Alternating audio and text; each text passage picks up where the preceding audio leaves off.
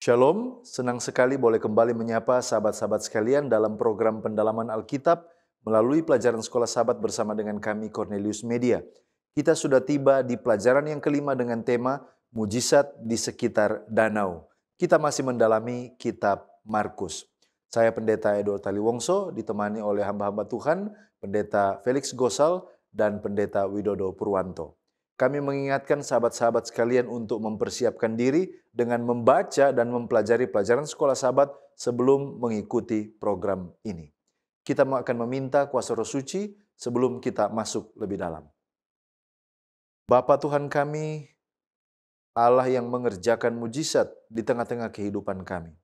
Sekali lagi kami datang dengan sebuah kebutuhan. Kami rindu untuk belajar dari Yesus Kristus tentang kuasanya, tentang keilahiannya, tentang belas kasihannya. Urapi kami, berikan kepada kami hikmat untuk melihat kebenaran-Mu. Di dalam nama Yesus Kristus kami sudah berdoa. Amin. Kami mengingatkan bahwa ada 4 bagian yang akan saudara ikuti ketika mengikuti program ini. Yang pertama kita melihat bagian dasar firman Allah dari pelajaran sepanjang pekan yang kelima ini. Kemudian kita mencoba menggali makna dari ayat hafalan. Yang ketiga kita mencoba melihat pertanyaan-pertanyaan yang muncul dari pelajaran hari per hari. Dan bagian paling akhir kita tiba kepada aplikasi. Mari kita lihat dasar Alkitabiah. Markus 4 ayat 35-41, Yesus menenangkan badai di danau, menunjukkan kuasanya atas alam, dan juga dia menegur murid-muridnya yang ketakutan karena kurangnya iman mereka. Mazmur 104 ayat 1-9, pemazmur memuji kebesaran dan keagungan Tuhan dalam menciptakan alam semesta, menegaskan kekuasaannya atas air dan menempatkan batas-batas bagi lautan. Markus 5 ayat 1-43. Yesus mengusir roh jahat dari seorang pria di Gerasa, menyembuhkan wanita yang sakit pendarahan selama 12 tahun, dan membangkitkan putri Yairus, menunjukkan bahwa dia berkuasa atas roh jahat, atas penyakit, dan bahkan atas kematian sekalipun.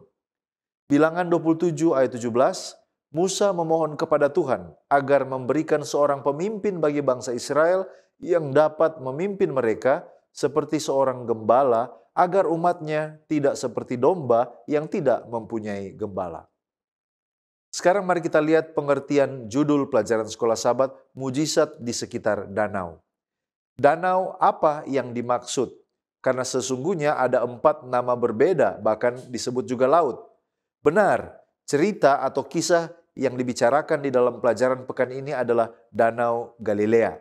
Dan pada zaman Yesus, Danau Galilea atau Laut Galilea dikenal dengan beberapa nama yang mencerminkan pengaruh geografis dan budaya yang berbeda di daerah tersebut. Ada beberapa nama. Yang pertama adalah Danau Genesaret. Nama ini digunakan dalam Injil Lukas yang merujuk pada wilayah di sekitar danau yang subur yang dikenal sebagai dataran Genesaret. Kemudian juga dikenal dengan nama Danau Tiberias. Nama ini digunakan dalam Injil Yohanes, Yohanes 6 ayat 1, Yohanes 21 ayat 1.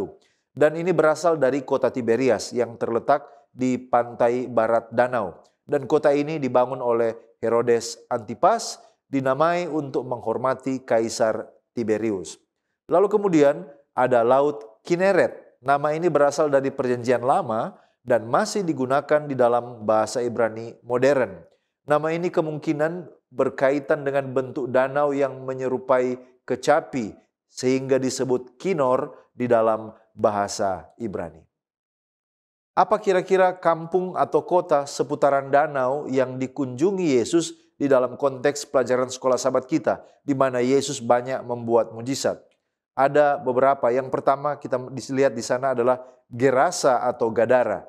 Oleh karena di dalam Markus 5 ayat 1-20, Yesus mengusir roh jahat dari seorang pria yang tinggal di daerah Gerasa atau Gadara di sisi timur Danau Galilea. Kemudian di dalam Markus 5 ayat 21-43, Yesus membangkitkan anak Yairus di kota Kapernaum yang terletak di sebelah barat laut Danau Galilea. Lalu kemudian cerita ini juga mencakup tentang di kampungnya sendiri, Yesus disebutkan dia ditolak di Nazaret.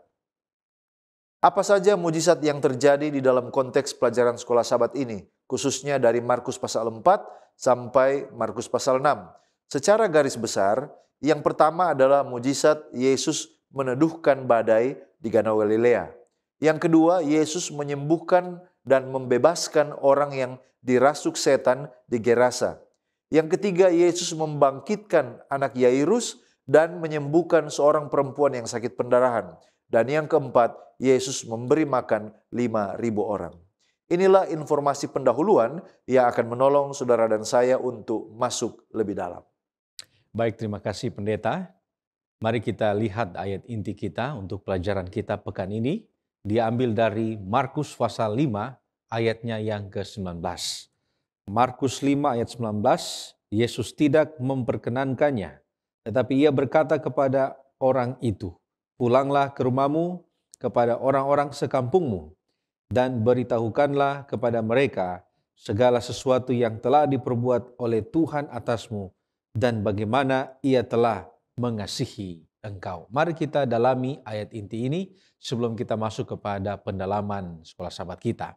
Yang pertama, apa kisah yang mendahului nats ini dan di kota apa atau daerah apa cerita ini terjadi?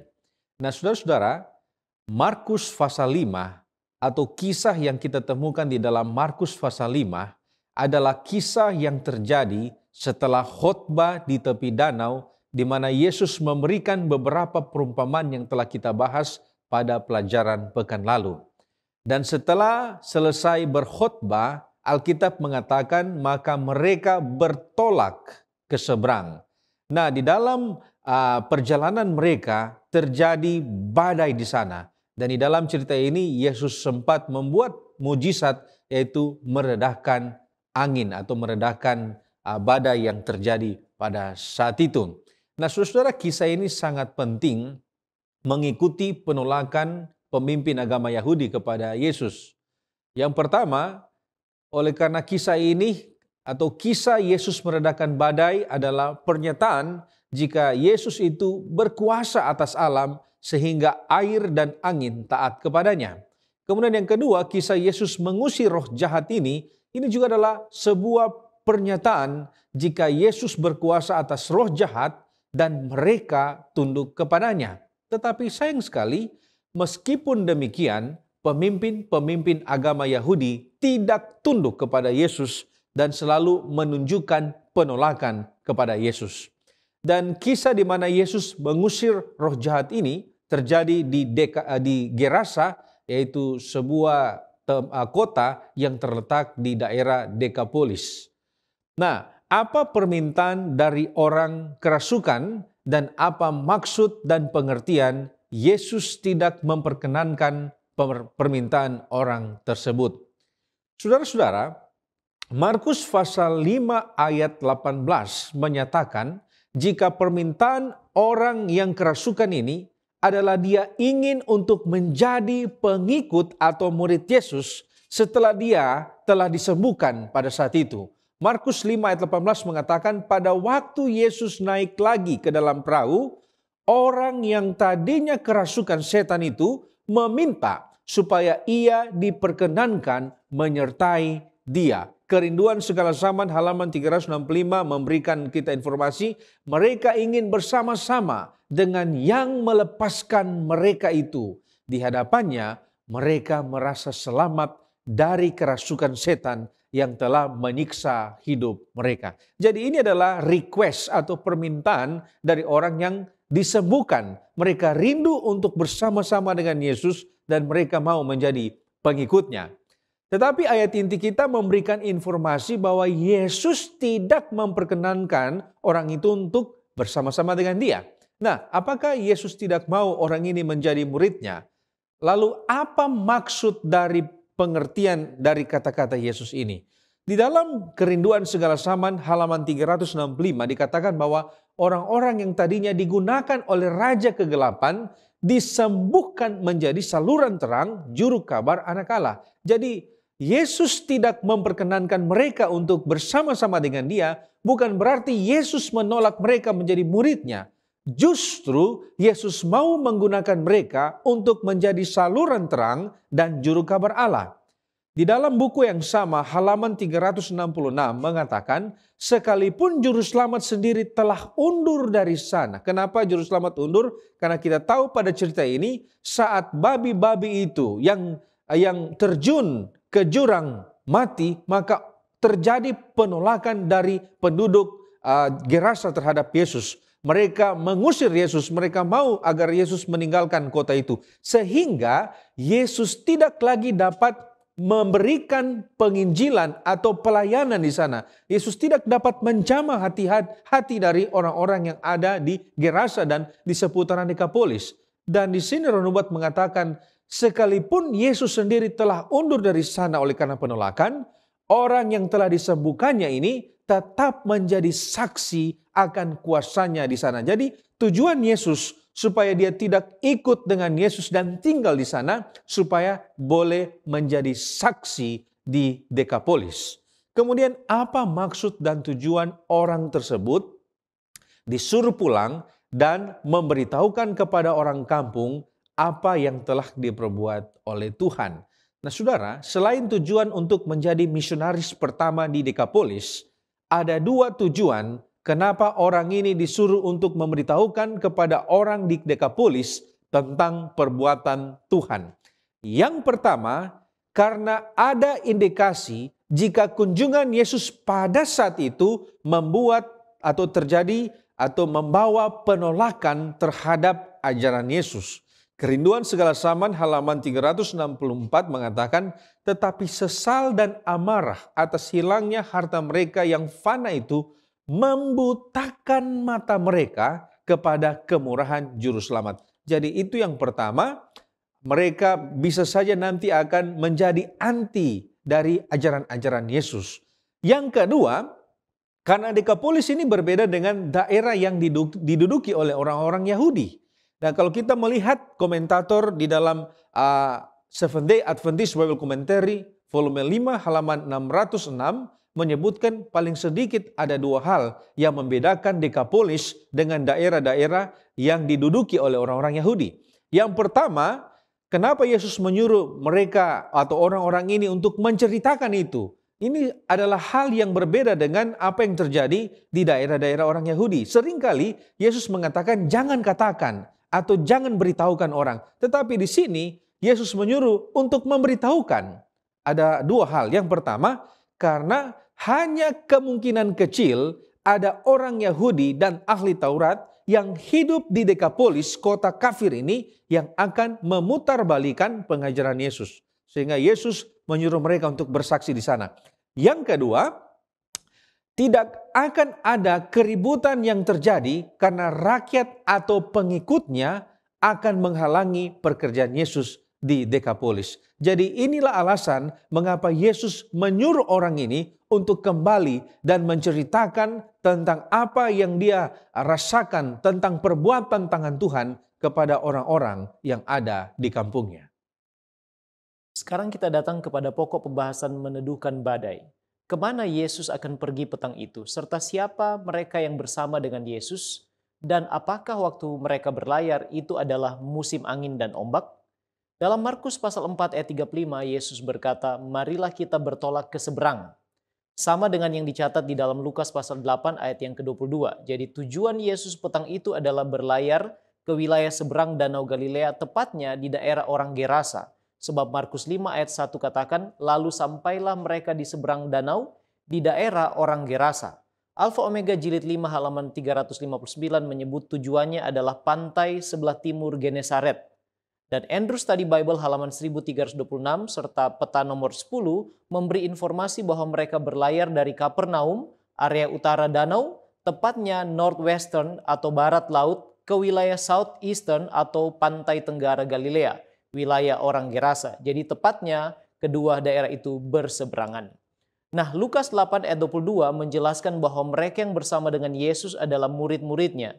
Namun Markus pasal 4 ayat 36 memberi informasi juga bahwa ada perahu-perahu lain yang menyertai dia.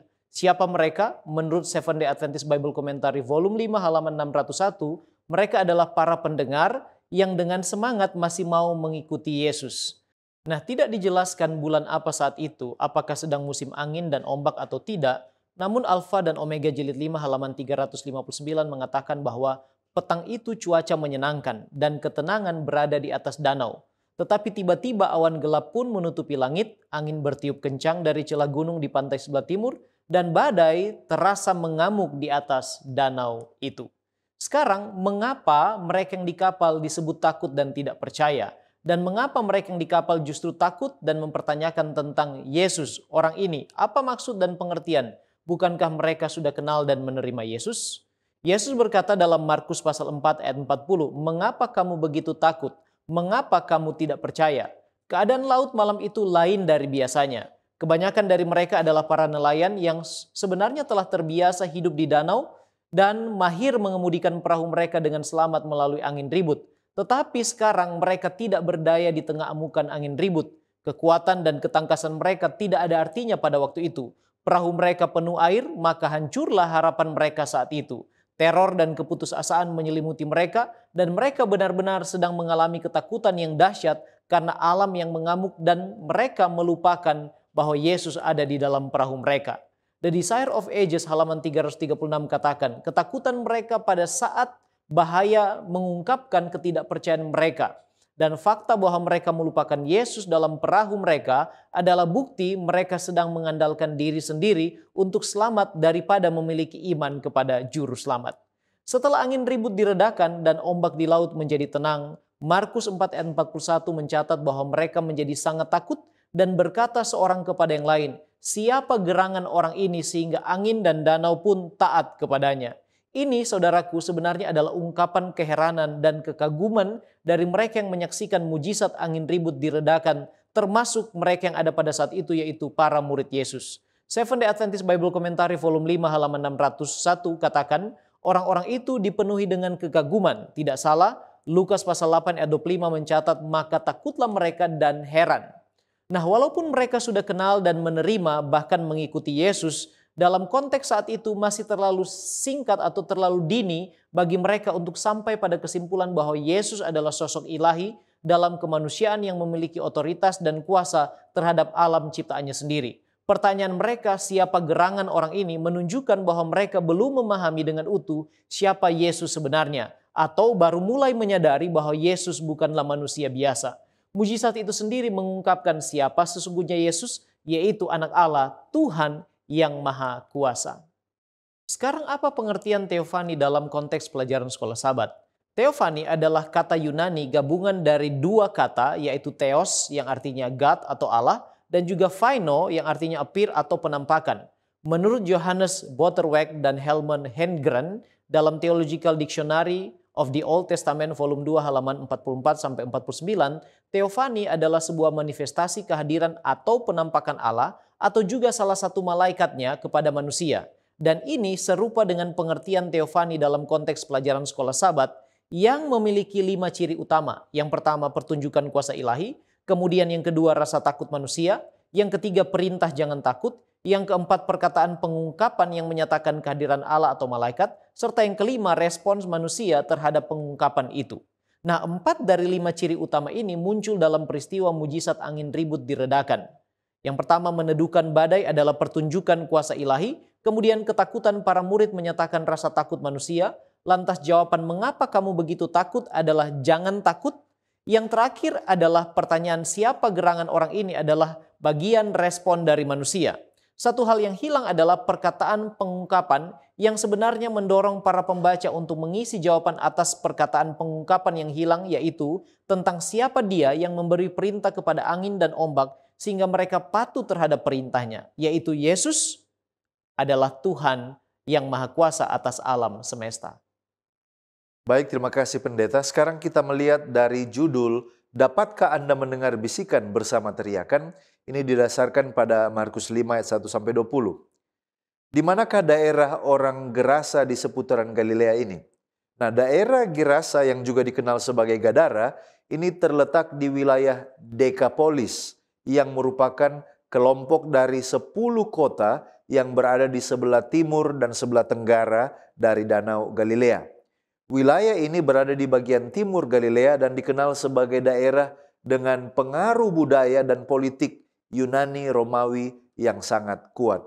Walter Elwell dalam Baker Encyclopedia of the Bible mengatakan tentang Gerasa atau disebut Gerasin, Gergesa, ini adalah sebuah kota Romawi yang terkenal yang terletak di perbukitan Transjordan sekitar 35 mil sebelah tenggara Laut Galilea dan 19 mil sebelah timur Sungai Yordan.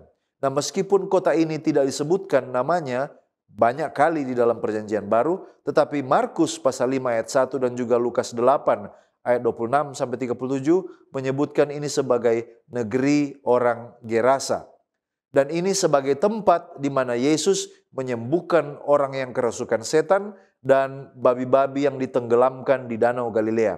Sementara catatan paralelnya di dalam Matius 8 ayat 28 berbunyi negeri orang Gadara. Siapa orang Gerasa ini dan kira-kira apa kepercayaannya sehingga mereka ini disebutkan memelihara babi? Bukankah bagi kepercayaan Yahudi dan pengikut Yesus menganggap babi itu sebagai najis dan haram? Nah, ada beberapa poin.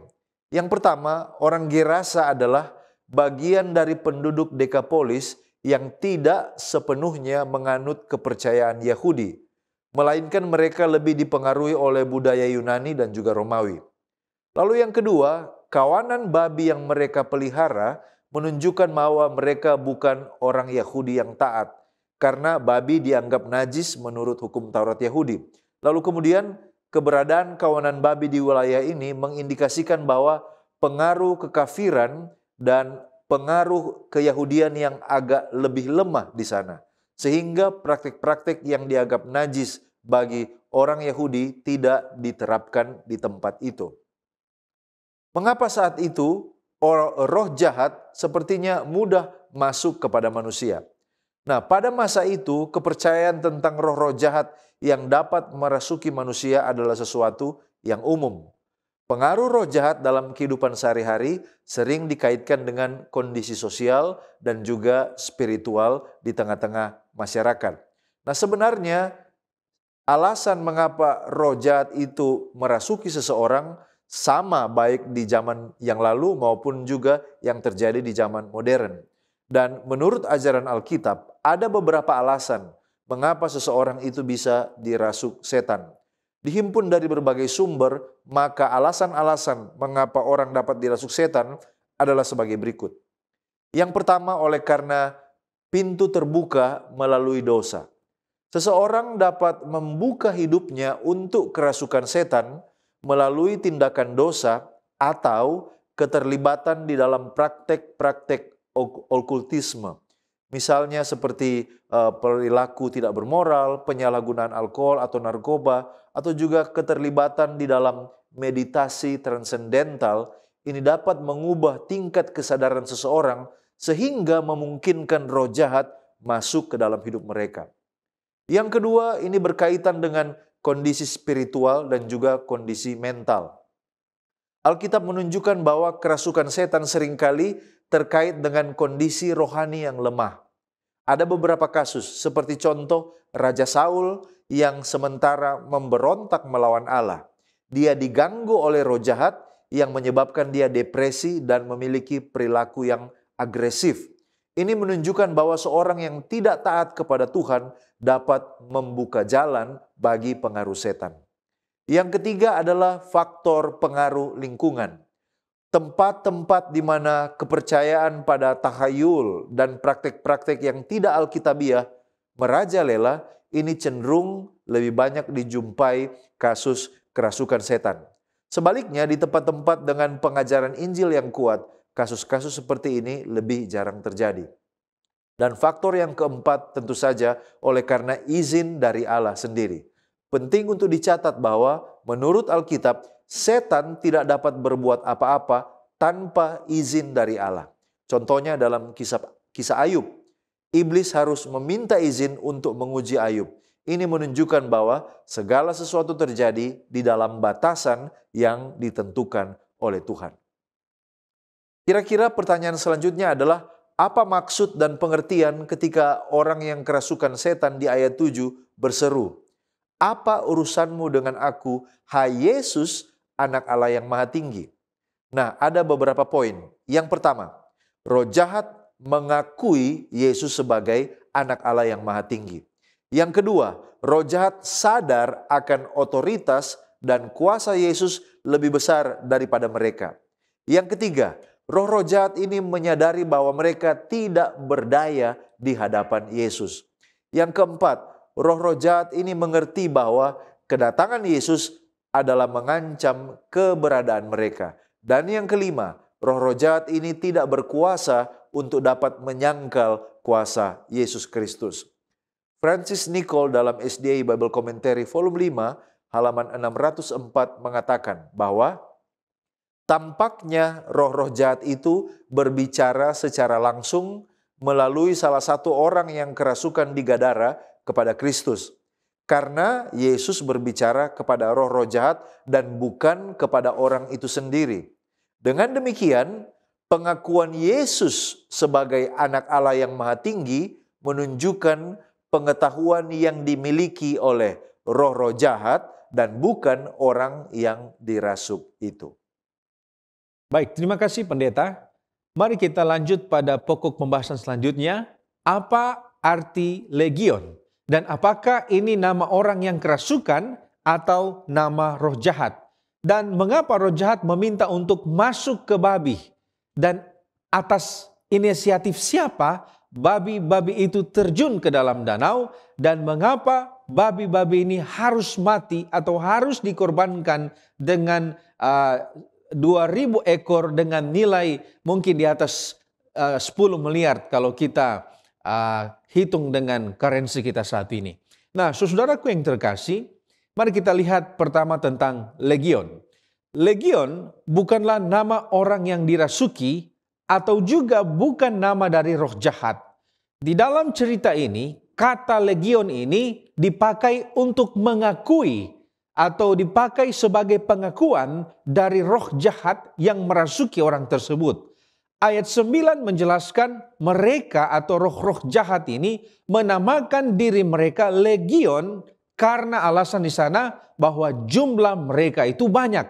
Di dalam Seventh Day Adventist Bible Commentary volume 5 halaman 604 mengatakan jika legion adalah sebuah divisi tentara Romawi yang dengan kekuatan penuh terdiri dari 6.000 pasukan pejalan kaki dan 7 pasukan berkuda atau total sekitar 6.700 orang. Tetapi kita tidak dapat memastikan jumlah roh jahat yang masuk kepada orang ini. Pindahnya mereka ke 2.000 ekor babi menjelaskan jika jumlah mereka itu sangat banyak. Lalu selanjutnya, mengapa roh jahat ini meminta untuk masuk ke babi? Nah, saudara-saudara, alasannya tertulis di dalam ayat yang ke-10. Kenapa mereka memilih untuk masuk ke babi? Ayat 10 mengatakan, ia memohon dengan sangat supaya Yesus jangan mengusir roh-roh itu keluar dari daerah itu. Oleh karena itu, ada 2 pengertian mengapa mereka memilih babi. Yang pertama, Enduring Bible Commentary mengatakan, mereka atau roh-roh jahat ini tidak ingin menjadi tidak aktif. Sesungguhnya menganggur adalah neraka bagi iblis atau selain daripada yang jahat. Jadi saudara, dari kutipan ini kita dapat melihat daripada mereka tidak merasuki siapa-siapa, lebih baik mereka merasuki kawanan babi dan menghancurkan babi-babi ini. Itu adalah pengertian yang pertama. Kemudian yang kedua, kalau kita membaca Injil Lukas, Lukas juga menuliskan cerita yang sama, tetapi menggunakan sebuah ekspresi yang menarik. Lukas pasal 8 ayat 31 mengatakan, lalu setan-setan itu memohon kepada Yesus, supaya ia jangan memerintahkan mereka masuk ke dalam jurang maut. Kata jurang maut ini berasal dari kata Yunani, yaitu abusos. Nah, saudara-saudara, abusos ini di dalam Alkitab adalah situasi yang menggambarkan masa 1000 tahun di mana setan dirantai. Itu di dalam Wahyu pasal 20 ayat 1. Dan situasi yang sama juga pernah terjadi di dalam Perjanjian Lama, yaitu saat bumi belum diciptakan, Kejadian 1 ayat 2, saat itu bumi belum berbentuk, kosong dan gelap gulita. Jadi mereka lebih memilih untuk masuk ke kawanan babi daripada diperintahkan Yesus untuk masuk ke dalam abusus atau jurang maut. Kemudian, atas inisiatif siapa babi-babi itu terjun ke dalam danau? Dan mengapa babi-babi ini harus mati dan dikorbankan? Saudara, di dalam Kerinduan Segala Zaman, halaman 366, di sana Roh Nubuat mengatakan seperti begini. Dalam menyebabkan kebinasan babi adalah rencana setan untuk menjauhkan orang banyak dari juru selamat untuk mencegah kabar Injil di daerah itu. Jadi jelas bahwa ini adalah maksud dari setan untuk menjauhkan orang-orang itu dari pengajaran Yesus. Tetapi saudara-saudara, sekalipun setan yang menyebabkan kebinasan itu, Roh Nubuat menjelaskan bahwa reaksi dari babi-babi itu sendiri ketika mereka masuk atau ketika roh jahat itu masuk kepada mereka, ditulis dengan jelas di dalam Kerinduan Segala Zaman halaman 363. Di sana dikatakan tiba-tiba kumpulan babi-babi itu panik. Babi-babi itu berlari dari lereng gunung yang curam dan tidak sanggup menahan diri mereka di pantai, terjun ke dalam danau dan binasa. Saudara, kita dapat melihat saat roh jahat ini memasuki manusia, sekalipun manusia itu dibanting, dihancurkan, memukul diri mereka dengan batu, berteriak, berlarian siang dan malam, tetapi manusia masih bisa menahan legion di dalam hatinya. Ini adalah informasi yang meresahkan. Terjunnya babi-babi itu ke dalam jurang menandakan jika mereka tidak tahan terhadap setan, tetapi manusia, kita dapat menampung legion di dalam hati kita. Selanjutnya, mengapa babi-babi itu yang dikorbankan? Ada 3 alasan kenapa babi-babi ini yang harus dikorbankan. Yang pertama, karena babi ini adalah binatang haram, unclean animal menurut Imamat 11 ayat 7-8. Alasan yang kedua, karena babi adalah lambang atau simbol dari impurity, kecemaran atau sinful atau yang berarti dosa. Jadi dalam cerita ini kita dapat melihat paralel yang menarik saat unclean spirit memasuki unclean animal, dan ini adalah lambang yang penting di dalam pelajaran ini. Kemudian yang ketiga adalah 2000 ekor babi adalah tanda dari kemakmuran. Oleh karena itu, penekanan penting dari pelajaran ini adalah tentang prioritas. Bagaimana seharusnya keadaan manusia itu harus menjadi prioritas dibandingkan dengan kepemilikan harta benda manusia itu sendiri. Kerinduan Segala Zaman halaman 364 mengatakan hilangnya babi bagi mereka kelihatannya lebih penting daripada kelepasan orang dari tawanan setan. Yesus ingin merobak sifat mementingkan diri agar mereka dapat menerima kemurahannya. Jadi di sini Yesus ingin mengajarkan bahwa keadaan orang, kesejahteraannya, kebutuhannya itu lebih penting daripada harta benda. Nah, kemudian apa alasan warga atau orang di situ mendesak Yesus untuk meninggalkan daerah itu? Ada 2 alasan. Alasan yang pertama dicatat di dalam Lukas pasal 8 ayat 37, lalu seluruh penduduk daerah Gerasa meminta kepada Yesus supaya ia meninggalkan mereka sebab mereka sangat ketakutan. Itu yang pertama. Alasan yang kedua dicatat di dalam Kerinduan Segala Zaman halaman 364, sesat atau sesal dan amarah atas hilangnya harta mereka yang fana itu membutakan mata mereka kepada kemurahan Juru Selamat. Pertanyaan selanjutnya, apa respon orang yang kerasukan saat tidak diperkenankan mengikuti Yesus? Apakah orang kerasukan tersebut berhasil meyakinkan orang-orang yang ada di daerah tersebut untuk percaya kepada Yesus. Nah, saudara-saudaraku yang terkasih, Alkitab tidak menuliskan respon orang ini secara langsung. Tetapi mari kita lihat beberapa informasi ini. Yang pertama, dari Kerinduan Segala Zaman halaman 365, Runubot mengatakan seperti begini. Adalah sangat sukar bagi mereka berpisah dari juru selamat. Jadi pada saat Yesus menyuruh mereka untuk tinggal, mereka merasakan kesusahan. Kenapa? Ada 3 hal. Yang pertama, mereka merasakan kesukaran besar di dalam menjangkau penduduk kafir saat itu karena mereka tahu orang-orang kafir ini hidup seperti apa. Itu yang pertama. Yang kedua, mereka merasa sukar karena masa lalu mereka membuat mereka tidak layak untuk pekerjaan ini. Dan yang ketiga, mereka tidak dapat mengajar orang banyak seperti murid-murid Yesus yang selalu bersama-sama dengan Yesus. Tetapi saudara, sekalipun tantangan-tantangan ini ada pada mereka, Markus pasal 5 ayat 20 mengatakan, orang itu pun pergilah dan mulai memberitakan di daerah Dekapolis segala apa yang telah diperbuat Yesus atas dirinya, dan mereka semua menjadi heran. Inilah respon mereka. I will go. Ketika mereka diberikan tugas, mereka pergi walaupun ada tantangan. Kerinduan Segala Zaman halaman 366 mengatakan, orang yang pernah dirasuki setan dan yang telah disembuhkan, itulah pekabar Injil yang pertama yang keluar mengajarkan Injil di daerah Dekapolis. Di saat Yesus ditolak, di saat murid-muridnya tidak dapat masuk untuk memberikan penginjilan kepada orang-orang Dekapolis, orang yang telah disembuhkan dari roh jahat ini adalah misionaris yang pertama yang memberitakan pekabaran Injil kepada warga Dekapolis.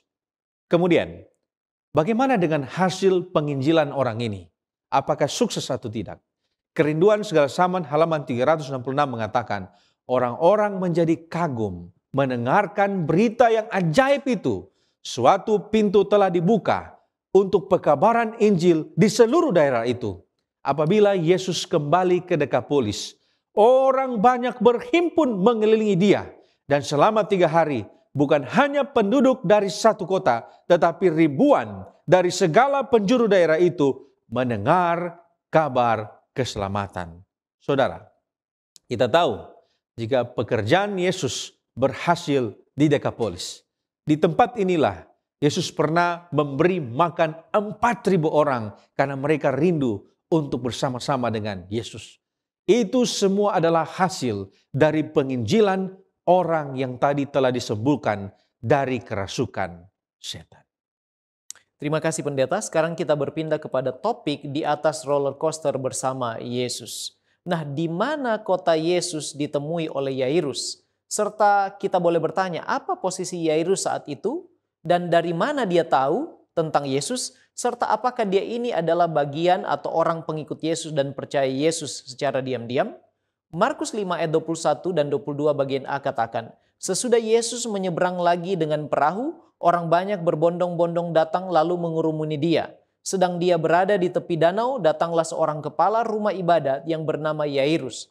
Artinya Yesus telah kembali dari wilayah Genesaret, dan saat itu menurut Seventh-day Adventist Bible Commentary volume 5 halaman 606, dia berada lagi di Kapernaum saat Yairus datang menemuinya.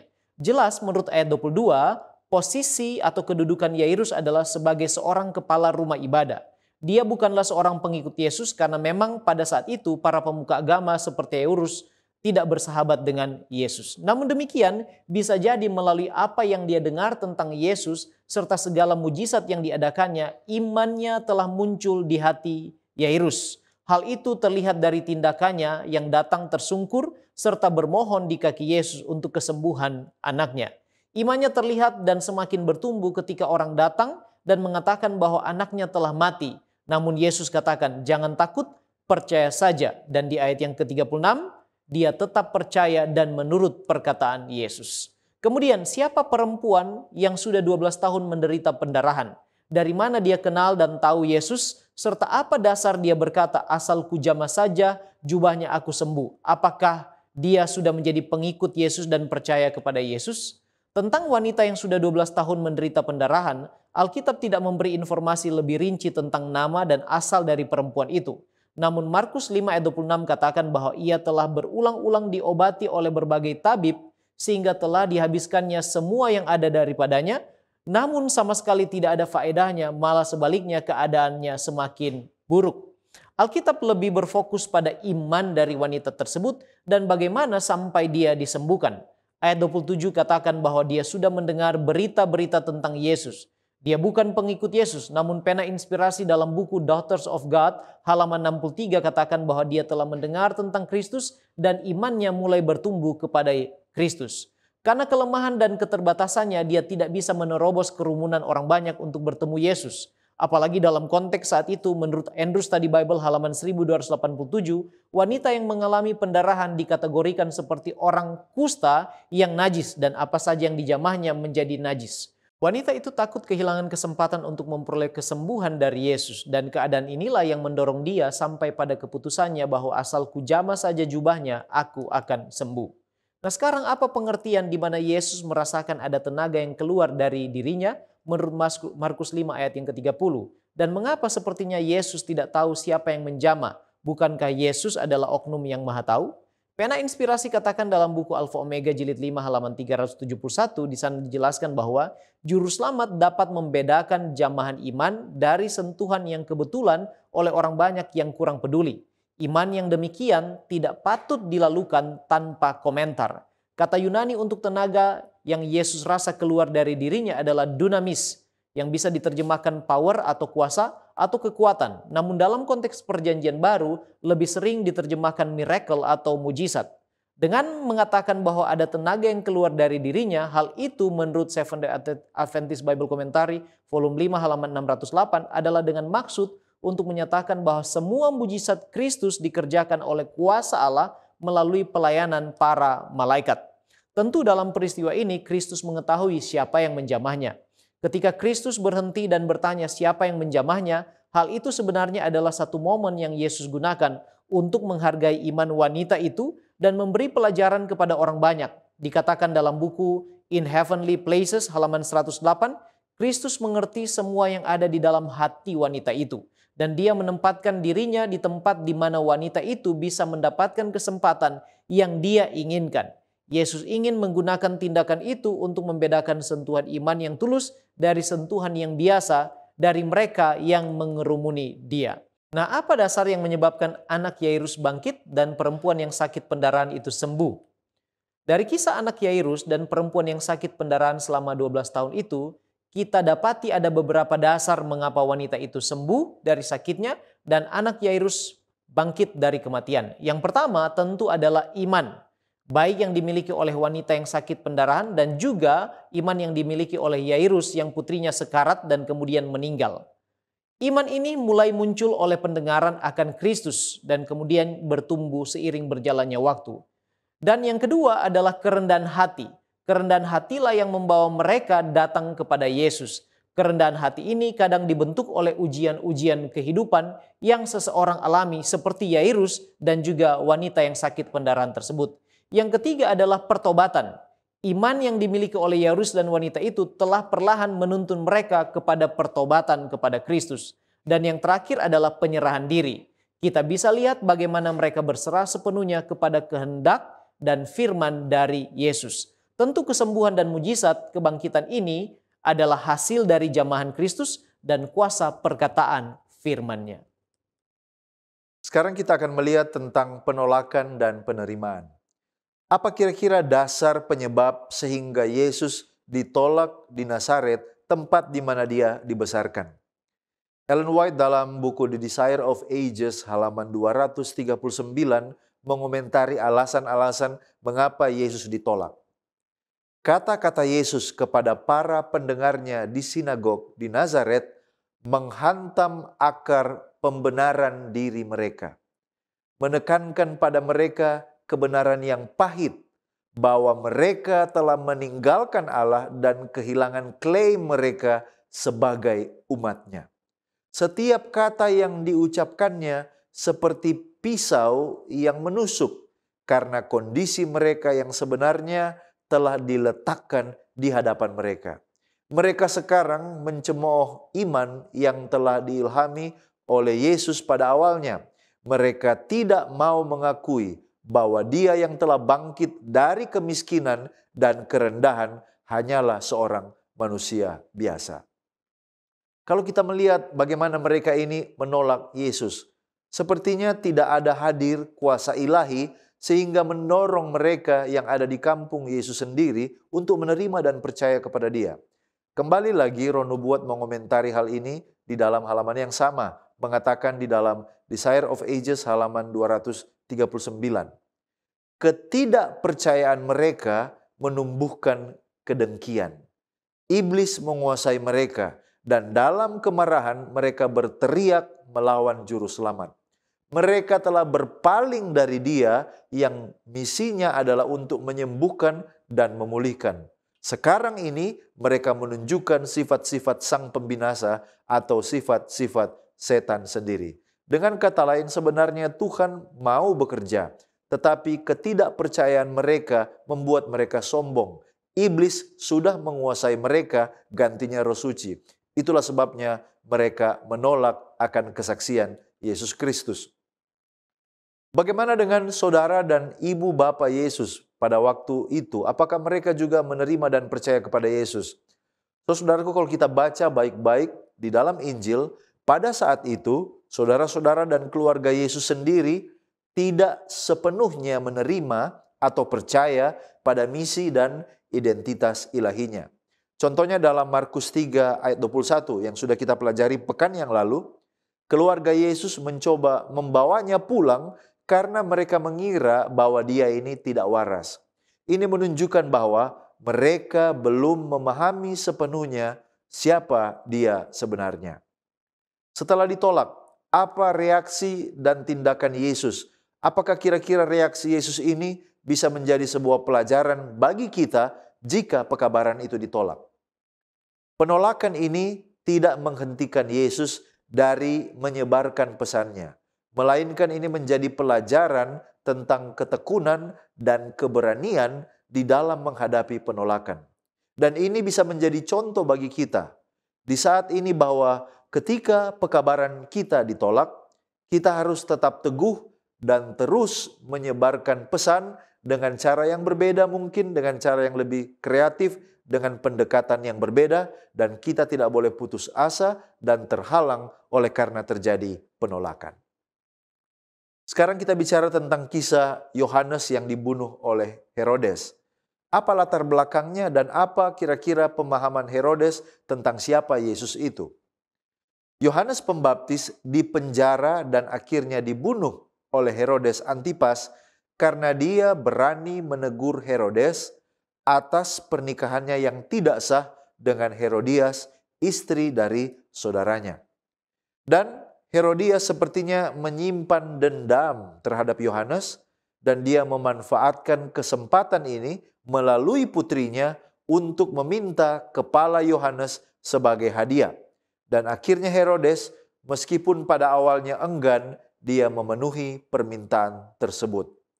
Lalu Herodes, dia mendengar tentang Yesus. Dan ketika dia mendengar bagaimana Yesus membuat mujizat, bagaimana Yesus berkhotbah, dan bagaimana banyak orang yang terkesan, dia mengira bahwa Yesus adalah Yohanes yang telah bangkit dari kematian.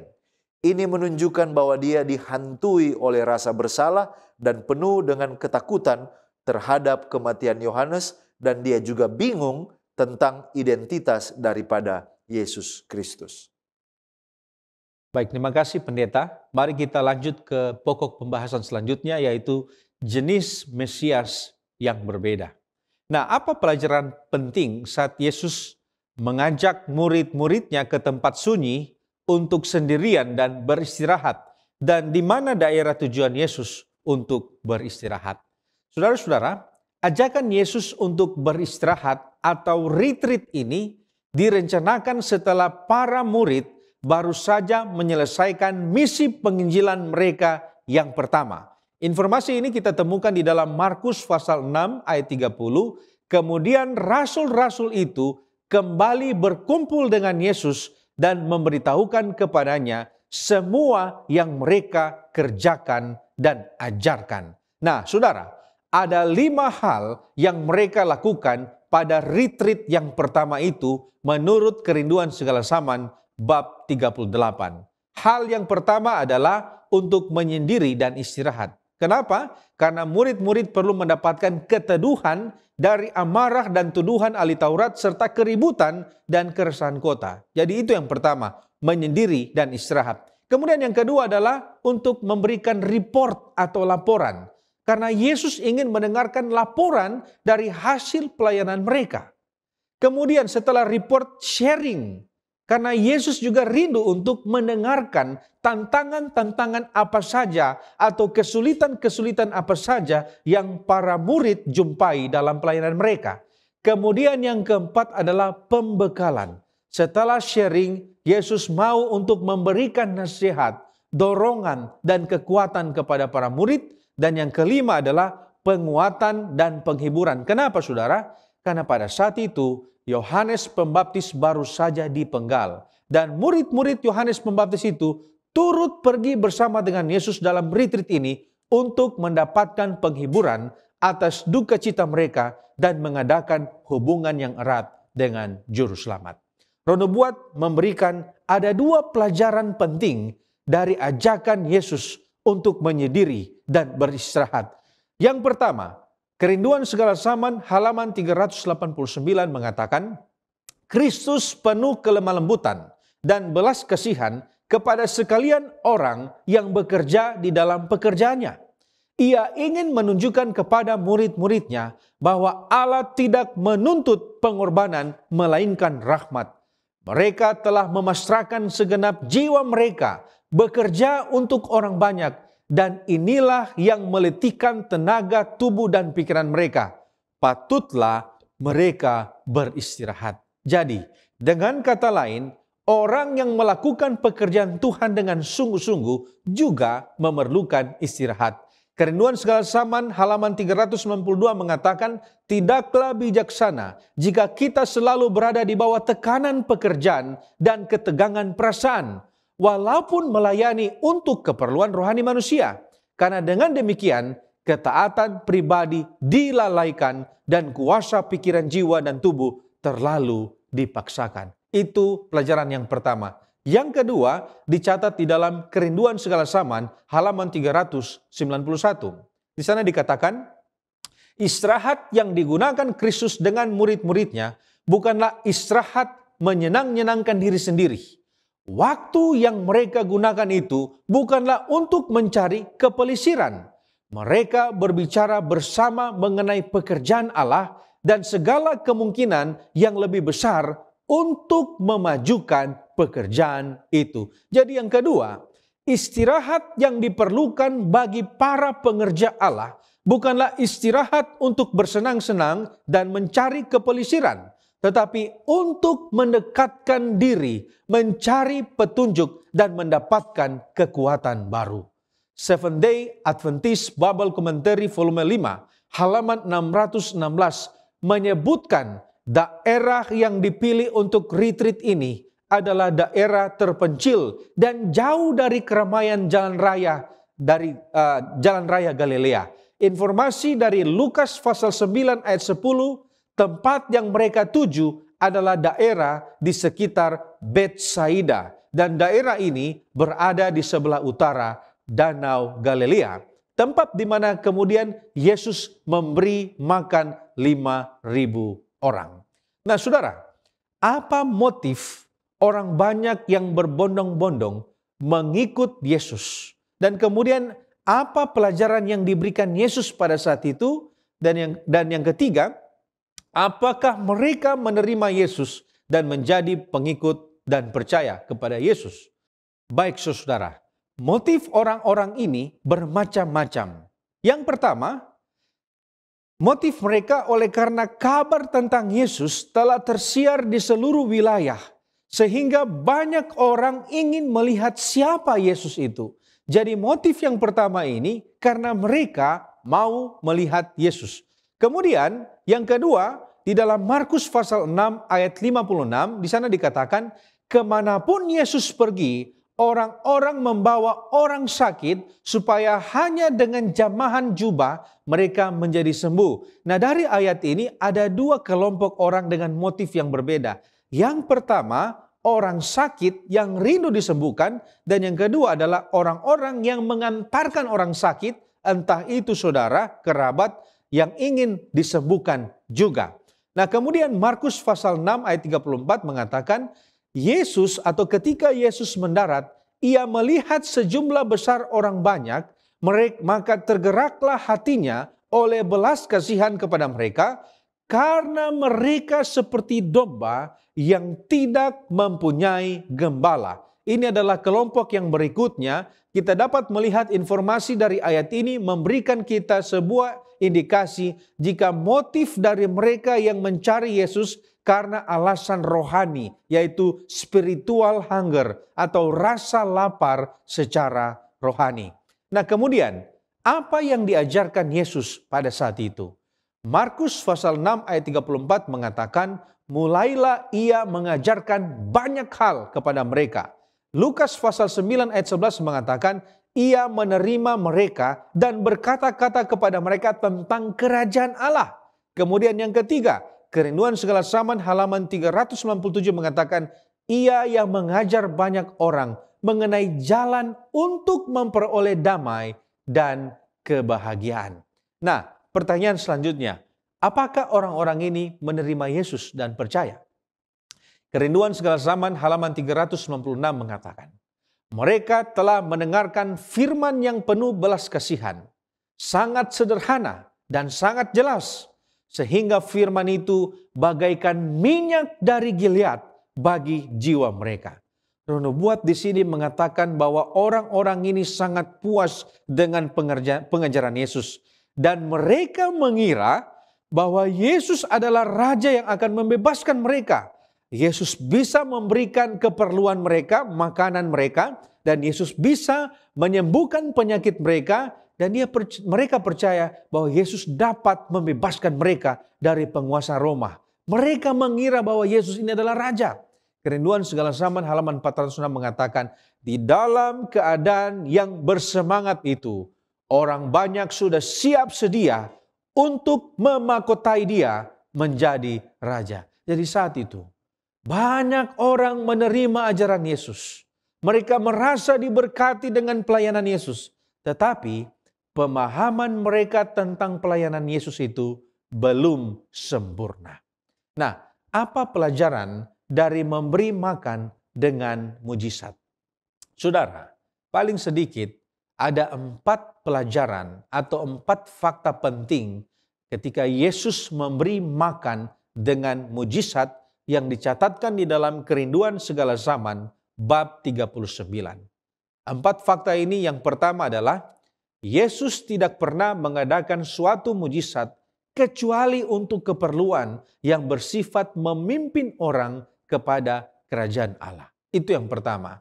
Yang kedua, roti dan ikan adalah makanan sehari-hari para nelayan di pesisir Galilea. Yesus bisa saja memberikan makanan yang mewah pada saat itu, tetapi makanan mewah tidak membawa pelajaran rohani bagi banyak orang. Yang ketiga, Yesus tidak menarik orang banyak datang kepadanya dengan memuaskan keinginan dan kemewahan.